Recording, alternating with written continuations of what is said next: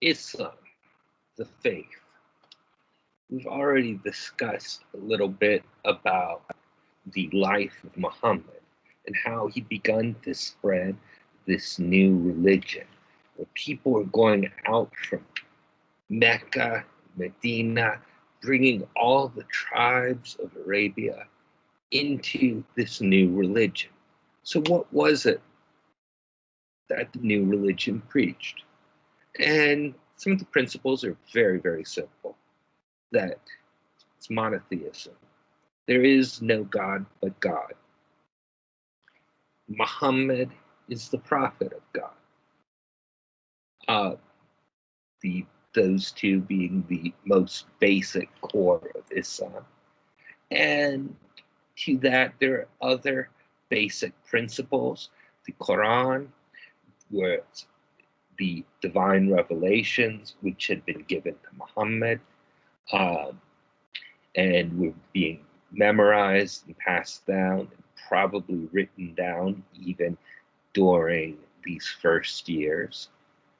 Certain practices like Hajj, regular prayer, charity, fasting, as well as the recognition of other religions like Christianity and Islam as also having a role and having a real divine input and revelation into them. Other core principles that God is one and that the day of judgment was coming soon. Now, to understand this, there are 5 basic principles of Islam. The first, or known as the 5 pillars of Islam. The first pillar of Islam is the Shahada, which is La ilaha illallah, La ilaha illallah, Muhammadan Rasulullah. There is no God but God, and Muhammad is the messenger of God. It's essential to say this to become a Muslim and a convert to Islam. If one says this, testifies to the Shahada in front of a Muslim community, one is a Muslim. It asserts that basic principle of monotheism, that God is one, and that Muhammad is the last of the prophets. The Shahada is said 5 times a day during each set of prayers. It is the call to prayer and the most important basic thing. It's the closest to a creed that defines a Muslim. Now, the second pillar is Salat, that is prayer. And there are specific types of prayers called prostrations that are done 5 times a day while facing towards Mecca. In the very earliest days, it seems that the Muslims prayed facing Jerusalem rather than Mecca, but it's changes to Mecca very early on. The first prayer, Fajr, is done before sunrise. The second prayer, Dhuhr, is done at noon. Asr, before sunset. Maghrib is evening prayer, and Isha at night. Before doing these prayers, Muslims are to perform wudu, purification, where they need to wash themselves and be in a state of ritual cleanliness before prayer begins. The third pillar is zakat, which is almsgiving. Muslims are expected to give at least 2.5% of their income to charity.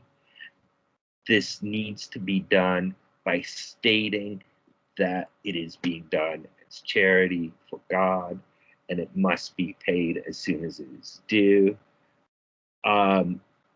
You cannot exaggerate how much you've given in charity, and it needs to be in kind. There are other rules. It should be distributed within the community and so on. This is another core activity. fourth pillar is Saum, which is fasting. Um, Muslims are expected to fast during the month of Ramadan, um, the holy month. Now, the Islamic calendar is a lunar calendar, so the date of Ramadan moves about 11 days each year. And it is a sunrise to sunset fast. You're to eat and drink until the whiteness of the day becomes distinct from the blackness of the night at dawn, and then complete the fast till night. When you can no longer tell a white thread from a black thread by sunlight alone, then you no longer need to fast. During the time of the fasting, no food, no drink, no sexual intercourse, no smoking. Um, After sunset and before dawn, individuals can take part in such actions as they are otherwise permitted to do. This sort of fasting seems fairly difficult, but if the entire community is doing it, it is rather easy. There are exemptions, for instance, if you are ill, if the woman is having her period or is pregnant, small children do not need to fast, so on and so forth. If you are traveling, you do not need to fast on those days. And there are other rules and exemptions that are made. Now, the fifth pillar is Hajj. During one's life, a Muslim is required to make pilgrimage to Mecca during the 12th month of the lunar calendar, which is the month after Ramadan. When they go on pilgrimage, they'd wear just 2 white sheets so that everyone appears equal. Here you see a crowd of pilgrims, and you may notice they're all wearing white. Everyone prays together in a series of official ceremonies. They go and perform a standing ceremony to remember Muhammad's farewell. A ceremony at Mount Arafat. Pilgrims stop at Mina and throw 7 stones at stone pillars that represent Satan to express their hatred of Shaitan, and then return to Mecca and go around the Kaaba 7 times before returning home. Of course, most Muslims are not able to do this during their life, and as Islam has spread out of the original area in Western Arabia, it has become more and more difficult for many Muslims to get to Mecca. But the journey to Mecca is one of the biggest events in most years. This year, there was no Hajj. In previous years, there have been up to 10, 11 million people taking part in the ceremonies together, making it usually the biggest gathering of people in any given year. Now, having established all of this, in these years 630, 631, 632, Muhammad gets sick. He goes up to Mount Arafat. He gives his final sermon, preaching to the gathered Muslim community. He knows he is going to die, and a few days later, he dies on June 8th, 632. Interestingly, this is just 8 days after where we ended last week with Heraclius aiming to persecute all the Jewish community worldwide. Now, when Muhammad dies, he leaves only one surviving child, his daughter Fatima. Fatima has married Ali ibn Abi Talib. Ali ibn Abi Talib is, of course, the son of Muhammad's uncle, so they're cousins. He is also the foster brother of Muhammad, the foster son of Muhammad, because he comes to live with Muhammad after his parents die, and now the son-in-law of Muhammad. Fatima and Ali will have children, including Hassan and Hussein, who will become very significant in later years. Muhammad does not leave a will. He does not say who is to lead the community in his absence. This, I think, is really interesting because it's something kind of unusual when you think about how Muhammad has organized a government, a religion. He's brought all the people of Arabia together.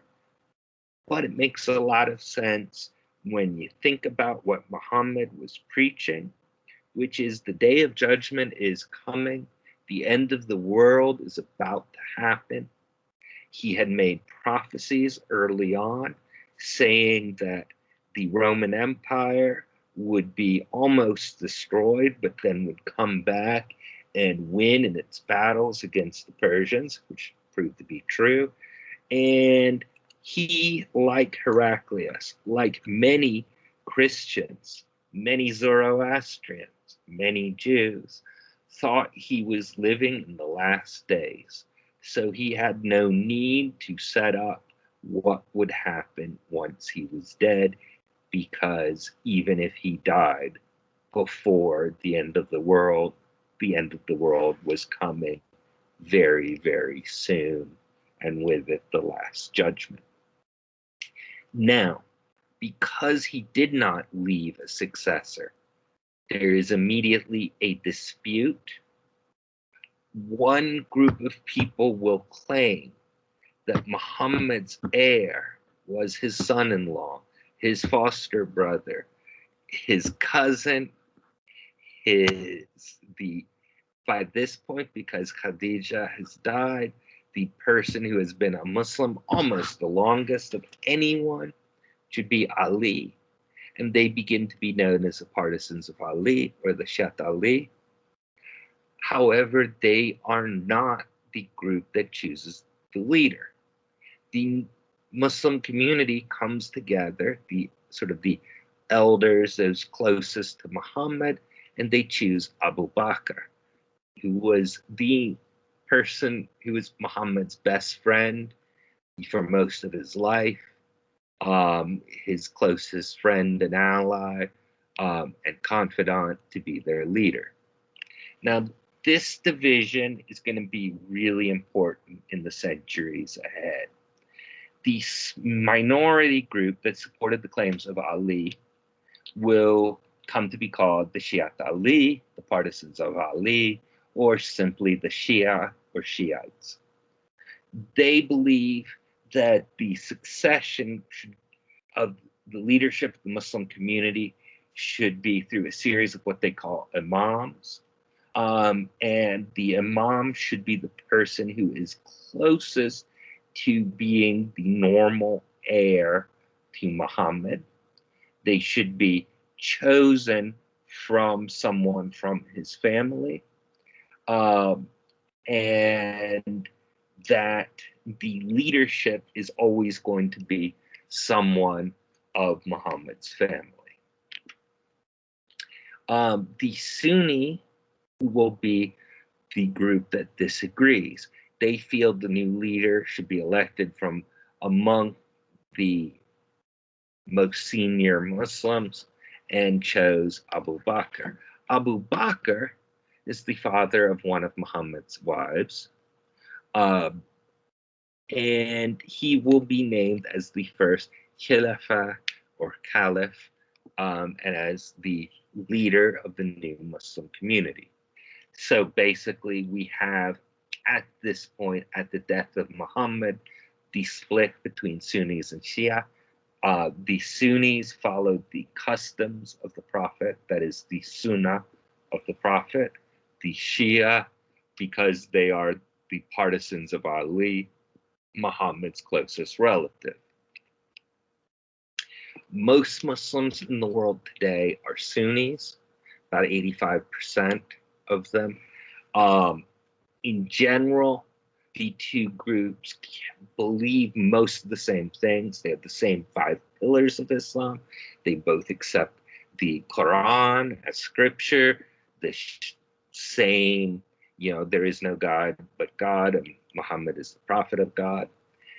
But later on, there will be other differences that will come in. Some Shia will believe that the teachings of Ali and other Imams are on an equal level with those of Muhammad. Today, Shia are the majority and dominant in Iran and Iraq. In Syria, they're a minority but control the government. And they are also very significant political forces in Yemen, in Lebanon, and are the majority population in some of the states of the Persian Gulf, parts of Afghanistan, Tajikistan, Pakistan, and are scattered all over the world. The Sunni are generally the dominant group of Muslims. Now, keep these two groups in mind as we move ahead to what happens in the years after this first split, as Islam moves from being the religion of a group in Arabia to being the religion of over 1 billion people.